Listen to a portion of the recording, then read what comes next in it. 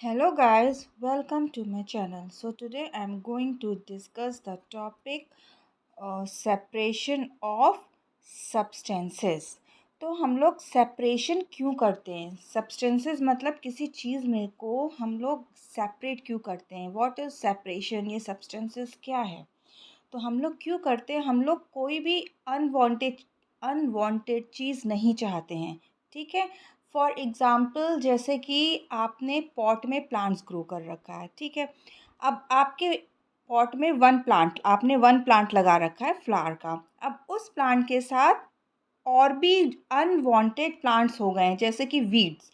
Weeds आपको नहीं चाहिए, आपको सिर्फ वो फ्लावर वाला प्लांट चाहिए। तो आप क्या करेंगे? उस वीड को आप निकाल देंगे, उसको अपरूट कर देंगे उस पॉट से, और आपके पास सिर्फ जो है वही वाला प्लांट रहेगा जिसकी आपको ज़रूरत है।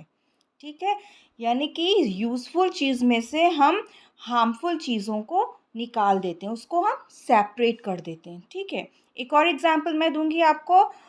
जैसे कि आपकी मम्मा राइस बना रही हैं। ठीक है, अब उन्होंने क्या किया, राइस को एक प्लेट में डाला। उसको क्या करते हैं, डायरेक्टली तो कुक नहीं करते हैं ना, उसको चुनते हैं राइस को। ठीक है, उसमें से हम स्टोन्स को, थोड़े बहुत इंसेक्ट्स भी होते हैं, उसको भी हम क्या करते हैं, रिमूव कर देते हैं, उसको हम निकाल देते हैं, और फिर हमारे पास क्या रह जाती है, राइस रह जाती है।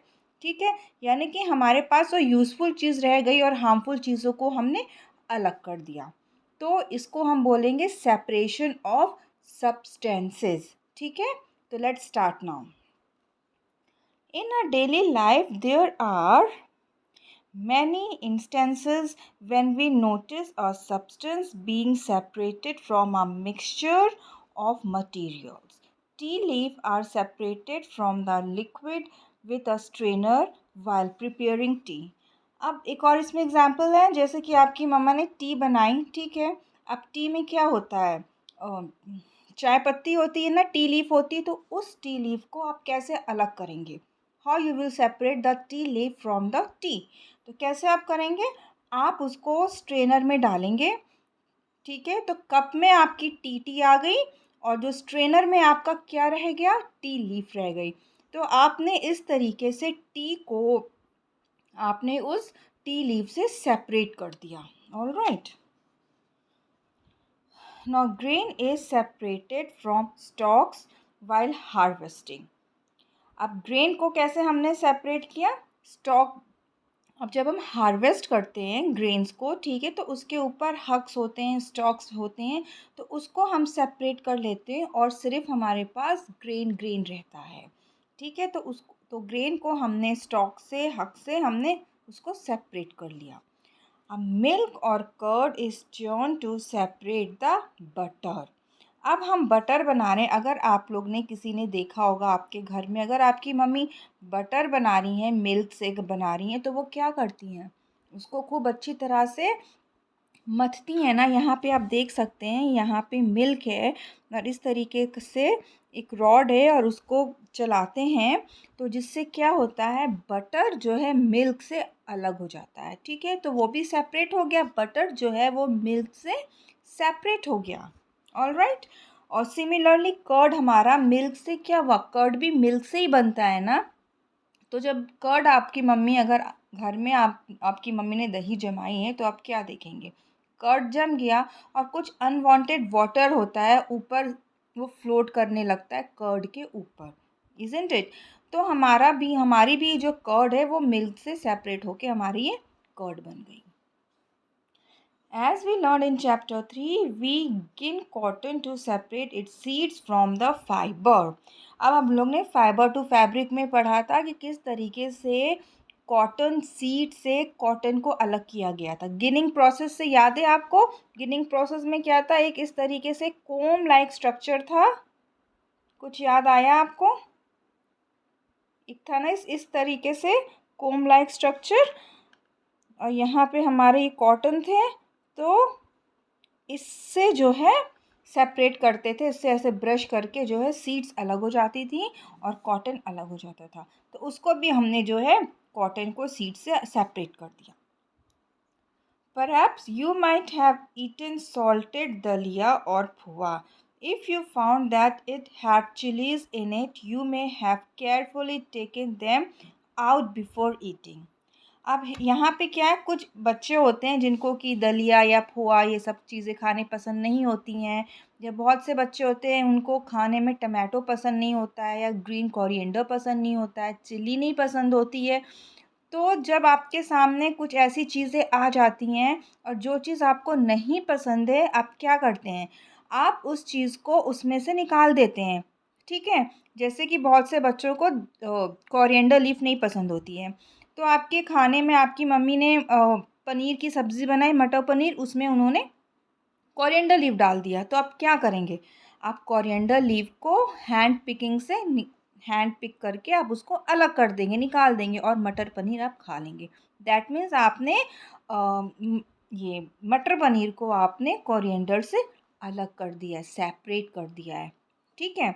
बहुत से बच्चे चिलीज़ नहीं खाते हैं, ठीक है। मम्मा ने कुछ ऐसा खाना बनाया और उसमें चिली है, तो आप क्या करेंगे, चिली को पिक करके अलग कर देंगे और बाकी वेजिटेबल आप खा लेंगे, ठीक है। Suppose you are given a basket containing mangoes and guavas and asked to separate them. What would you do? Pick out one kind and place them in a separate container, right? अब इसमें एक और example दिया कि अगर आपके पास एक basket है और उसमें मैंगो और गुआवा है, so what you will do. अब क्या करेंगे, मैंगो को निकाल के आप अलग बास्केट में डाल देंगे, या आप गुआवा को निकाल के अलग बास्केट में डाल देंगे, ठीक है। ऐसे ही तो करेंगे आप। Seems easy, but if the materials we want to separate are much smaller than mangoes or guava. Imagine you are given a glass of sand with salt mixed in it. Impossible even to think of separating salt from this mixture by picking out grains of sand by hand. ठीक है। अब कभी कभी mixture में क्या होता है ना, जो आपको चीज़ चाहिए होती है, जो वांटेड चीज़ होती है, वो अनवांटेड चीज़ से क्या होती है, छोटी होती है। ऑलराइट, आप इस केस में क्या करेंगे, जो अनवांटेड चीज़ जो बड़ी है साइज़ में, आप उसको पिक करके अलग करेंगे ताकि आपको वांटेड चीज़ें मिल जाएं। ऑलराइट, अब जैसे सैंड और सॉल्ट का इसमें एग्जाम्पल दे रखा है। अब सैंड और सॉल्ट मिक्स हो गई हैं, सैंड भी स्मॉल ग्रेन्स होता है और सॉल्ट भी होता है, लेकिन सॉल्ट को, क्योंकि सॉल्ट आपको ज़रूरत है, सैंड की आपको ज़रूरत नहीं है, ठीक है। नेचुरली क्या होता है, जिस चीज़ की ज़रूरत होती है आप उसको सेपरेट करते हैं, लेकिन कई कंडीशन में क्या होता है, जो चीज़ की आपको ज़रूरत होती है ना, उसकी क्वांटिटी अनवांटेड चीज़ से कम होती है, स्मॉल होती है साइज़, तो आप कैसे करेंगे। अब जैसे सैंड में सॉल्ट मिक्स हो गया या सॉल्ट में सैंड मिक्स हो गया और आपको चाहिए सॉल्ट, अब क्या करोगे, आप सॉल्ट तो नहीं निकालोगे, इट इज़ वेरी डिफ़िकल्ट। अब क्या करोगे, आप सैंड को अलग कर दोगे निकाल के, तो आपको सॉल्ट सॉल्ट मिल गया, right. Now next, activity 1. In column 1 of table 5.1 are given a few processes of separation. The process of separation are the way separated components are used in mentioned in column 2 and column 3 respectively. However, the information given in column 2 and column 3 is jumbled. Can you match each process with its purpose and the way separated components are used? अब यहाँ पे हम देख सकते हैं एक table दे रखी है, इसमें क्या है, नंबर 1 कॉलम में क्या है, सेपरेशन प्रोसेस, नंबर 2 कॉलम में क्या, purpose for which we need the separation, क्यों हम सेपरेट कर रहे हैं।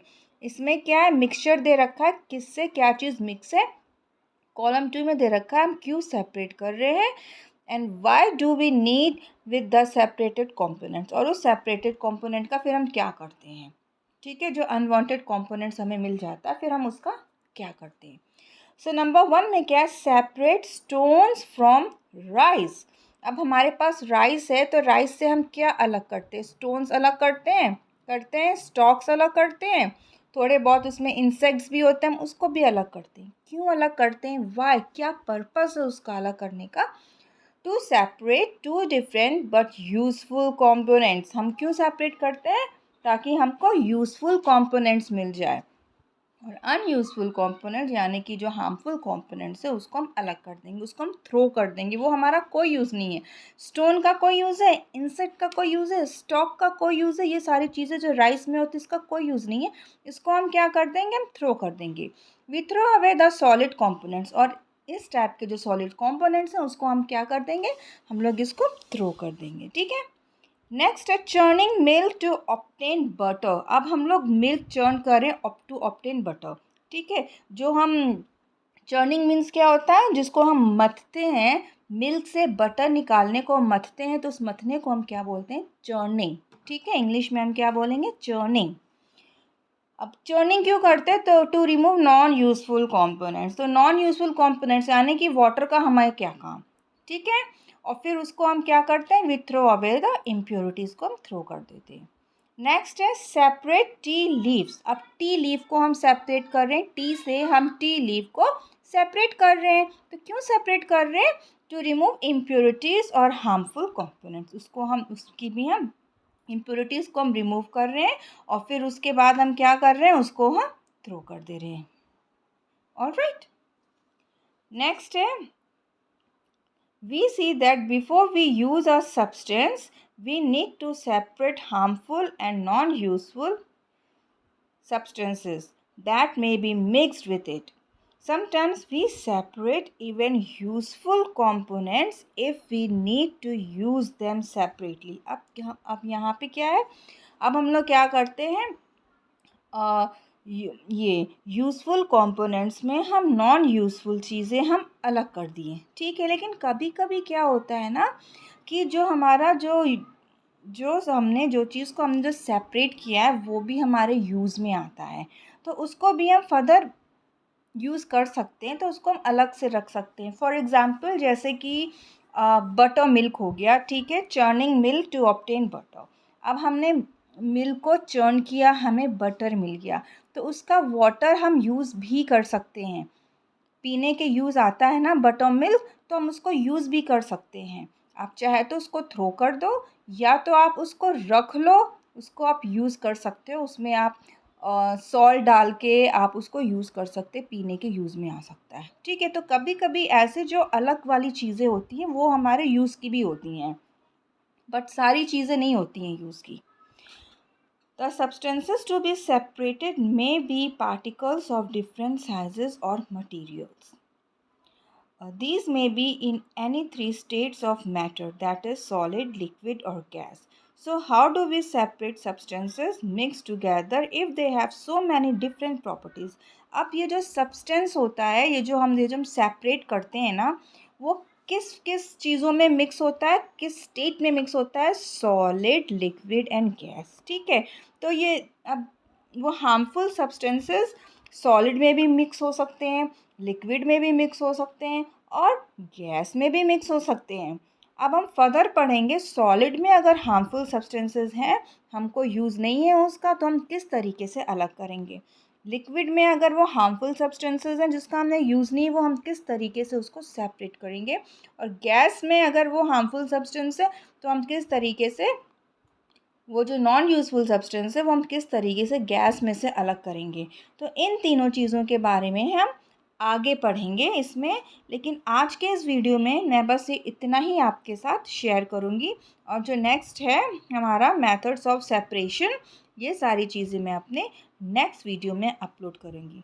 So guys, thanks for watching my video, and if you are the new viewer, so please don't forget to like and subscribe my channel.